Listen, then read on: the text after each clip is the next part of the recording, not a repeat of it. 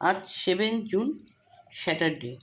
আজকে আমি ব্রেকফাস্টে বানাবো হচ্ছে কাঁকরোল, আলু আর পেঁয়াজ দিয়ে একটা ভুজিয়া এবং রুটি করব।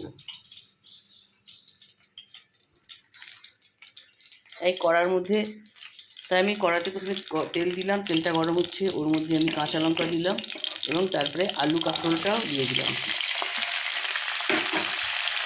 এবং এরপর দেবো হচ্ছে আমি এর মধ্যে লবণ হলুদ দেবো, দিয়ে আস্তে আস্তে করে এটা সুন্দর করে ফ্রাই করবো।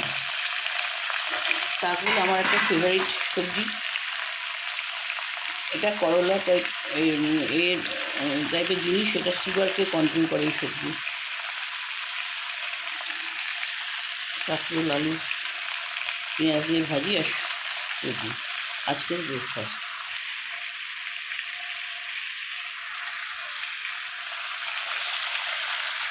তাহলে আমি আস্তে আস্তে এবার নাড়াচাড়া করে ভাজিটা শুরু করলাম, লাল লাল করে অল্প আগুনে, মানে আগুনটাও কম করে আস্তে আস্তে করে ফ্রাই করবো।